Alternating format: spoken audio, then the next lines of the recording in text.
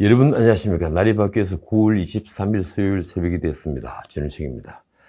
어제는 추분이었죠. 추분은 16번째 절기입니다.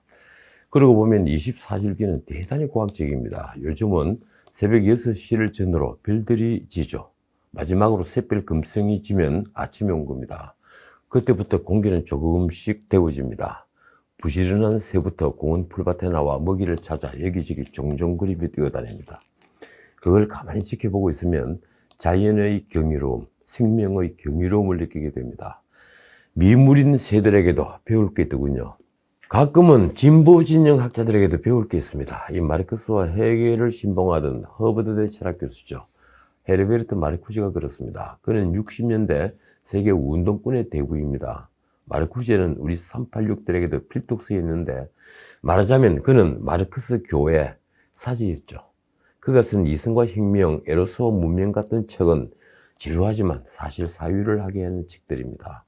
그가 새로 정의한 말들 중에 여론을 독점한 강자가 약자에게 제한적으로 관용을 베푸는 것을 억압적 톨레랑스라고 합니다. 마르쿠제가 말한 경우와는 다릅니다만 저는 요즘 이 나라 권력에 억압적 톨레랑스를 보는 것 같습니다.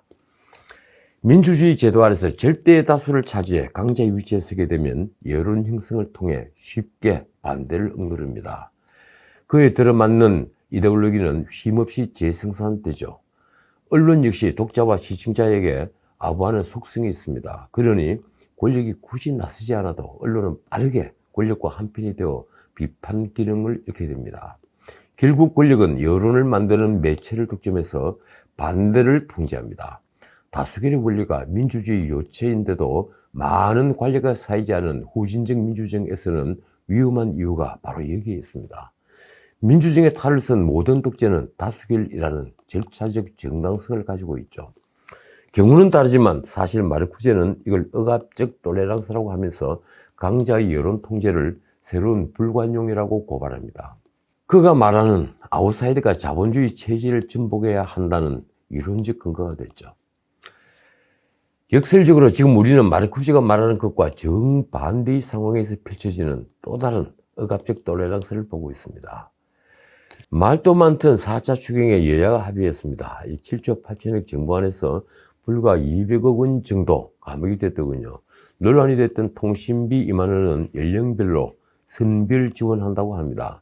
35세부터 64세까지는 일정 수입이 있다는 이유로 지급을 하지 않고 13세부터 15세까지도 돌봄 수당이 새로 나감으로 지원에서 배제가 되었습니다. 결국 통신비 지원 대상은 만 16세부터 34세 그리고 만 65세 이상입니다. 대신 돌봄 지원은 중학생까지 확대됐는데 금액은 1인당 15만 원입니다.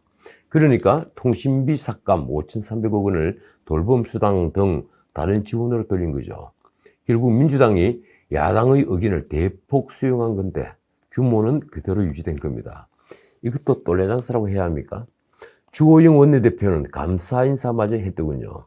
저희들 요구를 대폭 수용해준 민주당 지도부에 감사드린다. 그런데 아직 3차 추경에서 집행되지 않은 돈이 절반 정도나 된다는 걸 알고나 있을까요? 하기는 어차피 빚내서 생성내는 건데 지금 그런 걸 따져봐야 무슨 소용이 있겠습니까? 놀라운 건 지원하지 않을 경우 방역에 비협조할 가능성이 있다는 이유로 유흥업소와 콜라타에게도 200만 원씩 지급하기로 한 겁니다. 그렇게까지 해야 합니까? 어떻든 여론을 등진 권력인데도 독주는 계속됩니다. 이 경우 솔직히 무섭죠. 어제 방송에서 말씀드렸지만 떡하니 권력기관 개혁완수라는 구호를 배경으로 제2차 국정원 검찰 경찰 개혁 전략회의를 열었습니다. 문 대통령이 추미애 장관과 함께 입장한 그 회의입니다. 회의라기보다 국민에게 보여주기식 서연식 같은 거죠. 그러니 작은 방에서 해도 될 회의를 거창하게 한 것이겠죠. 문 대통령은 권력기관 개편을 차질 없이 마무리하라고 지시했습니다. 제도는 대충 마련됐고 입법도 됐으니 공수처부터 빨리 출범시키고 필요한 후속 법안도 빨리 처리하라고 다그친 거죠. 이제 수사 종결권을 대부분 경찰이 가져간 검경 수사권 조정 결과는 어떻게 될까요? 지금 권력이 생각하는 것처럼 경찰은 꼭 필요한 수사만 하고 언제나 정의에 입각하게 처리를 할까요? 이 세상에 그런 선량한 권력기관은 어느 시대, 어느 나라에도 아직 존재하지 않았습니다. 그래서 권력기관일수록 통제 장치가 필요한 겁니다.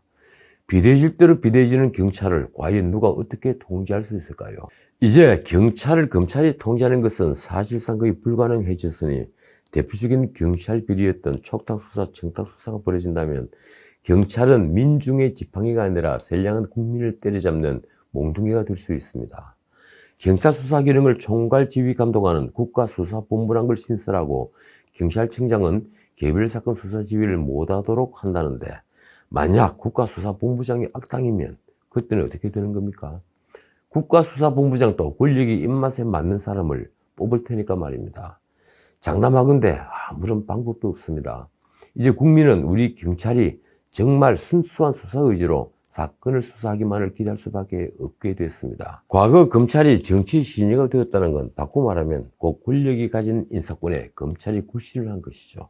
그리고 정관예원이 유전무죄 무전유죄니 하는 말이 인구에 회자된 것은 금권에 굴신한 것이었습니다. 그런데 이제 그런 굴신이 더 광범위하게 벌어지게 됐다면 기우일까요? 당장 정의와 공정을 입버릇처럼 외치는 이 정부에서도 추미애 장관이 검사 인사로 권력을 수사한다는 건 불가능하게 됐지 않습니까? 그 계획을 밀어붙이는 추미애 장관은 정말 대단한 분입니다. 아들 군 복무특혜 의혹에다가 최근에는 정치자금법 문제가 터지는데도 전혀 개의치 않는 태도니까 말입니다. 누가 보더라도 정치자금법 위반이 명백한데 금액이 크지 않아 파급력이 없을 것이라는 생각 때문인지 그녀가 보인 태도는 정말 놀라울 뿐입니다. 추 장관은 민주당 대표이던 2017년 1월 3일 아들이 논산훈련소 수료식 날 정치자금 카드로 논산 연못 주유소에서 5만원 그리고 인근 식당에서 14만원을 썼습니다. 그런데 그 시간 추 장관은 파주의 군 부대에서 장병들과 함께 점심 식사를 했죠. 그 비용은 사용 목적을 의원 간담회로 신고를 했더군요. 또 2011년 1월 6일에는 강원랜드 입장권 비용 36,000원을 정치자금 카드로 결제했는데 이날에만 서울과 태백 등에서 주유비로 30만원을 썼습니다. 이걸 어떻게 이해해야 할까요? 그것뿐이 아니죠. 2014년부터 1년간 딸이 기업을 했던 이태원 이탈리안 식당에서 기자 간담회 등 명목으로 21차례에 걸쳐 250여만 원을 썼습니다. 그녀는 기자들과 민생 얘기도 하며 아이 격리도 했다고 말했습니다. 정치자금의 투명성은 곧 민주주의를 담보하는 겁니다. 그래서 모금부터 사용처까지 아주 엄격히 따지죠. 위신고를 한 경우 3년 이하의 징역형이나 600만 원 이하 벌금형에 처하게 되어 있습니다. 오랫동안 정치를 해온 추미애 장관이 그걸 모를 리가 없죠. 그런데도 추 장관은 전혀 개의치 않았습니다. 국회 법사위에서 조수진 의원이 소명을 요구하자 그녀의 대답은 처음엔 이 자리에서 답변을 드리는 것은 적절하지 않다며 답변을 회피하다. 왜 적절하지 않느냐? 다른 사람이 쓴 것이냐고 계속 따지자 마침내 막장으로 치달아 버렸습니다. 마치 시장판에서 아낙네들이 말싸움을 하는 식이었죠. 대답이 이렇습니다.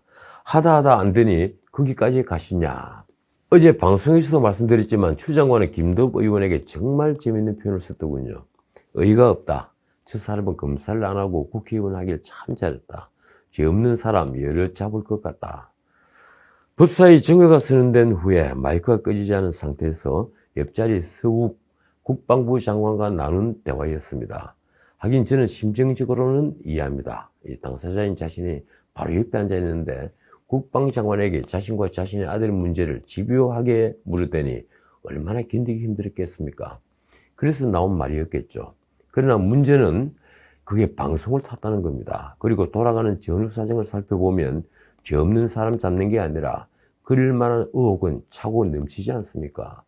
추 장관 아들이 병가를 가서 제때 복귀하지 않고 개인 휴가까지 사용해 총 23일 만에 부대에 복귀한 건 사실입니다. 그리고 휴가 연장은 전화로 이루어졌다는데 그게 경험상 특혜라는 거죠. 만약 사전에 휴가 명령서가 발부되지 않고 미복귀 상태에서 휴가 명령서가 발부된 것이라면 그건 군무이탈, 즉 탈령인 겁니다. 지금 야당과 언론은 그걸 권세로서 무마했다는 의혹을 계속 제기하고 있는 거죠. 그러니 적어도 생사람 잡는 건 아닌 겁니다. 어쨌든 이번 설안은 무마됐습니다. 추 장관도 원활한 회의 진행을 위한다는 조건은 붙였지만 송구스럽게 생각한다고 사과를 했더군요. 그런데 뒷말은 무성합니다. 야당은 추 장관이 청와대에서 문 대통령과 함께 회의장에 입장하면서 대통령의 지지를 확인한 뒤에 다시 기고만장한 태도로 돌아갔다는 생각을 버리지 못하고 있습니다. 그럴 수밖에 없는 것이 그녀의 문제된 발언들은 하나같이 못 밀려진 말들이니 말입니다. 이렇죠. 소설 쓰시네. 질문 같은 질문을 해야지. 근거 없는 새치여.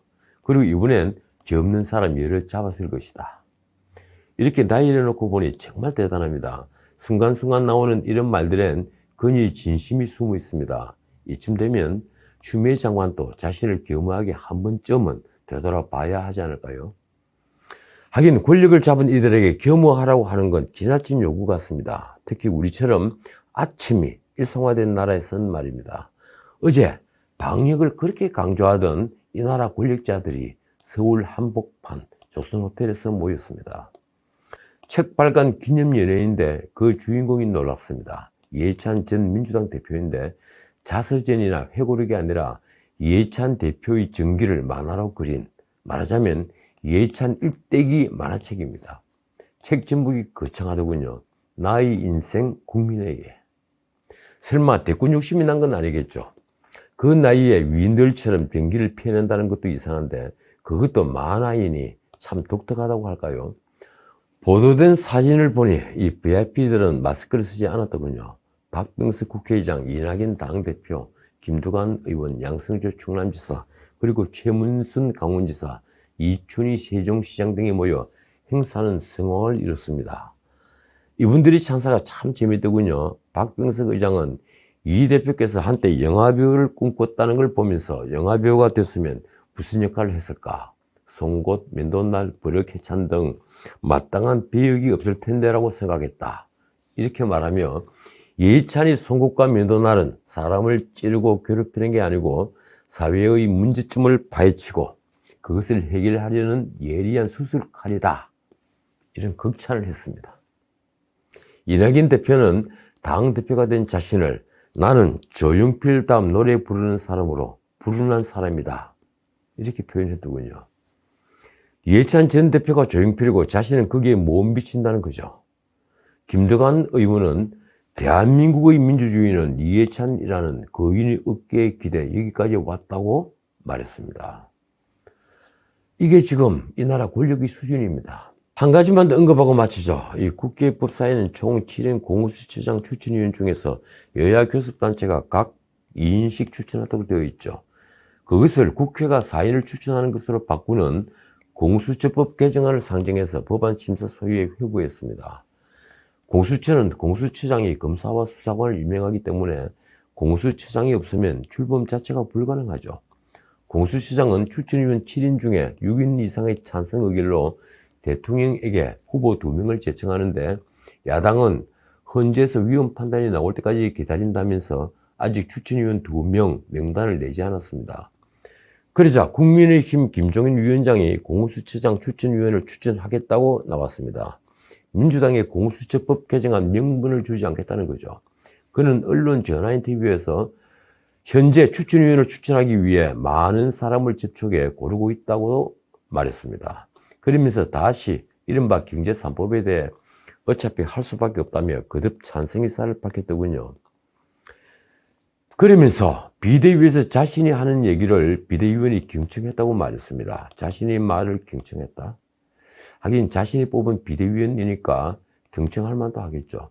그 경청했다는 말이 내용이 이렇습니다. 과거 경제민주화에 반대한 사람들인 최경환 전 경제부총리와 이한구 전 원내대표가 지금 어떻게 됐느냐.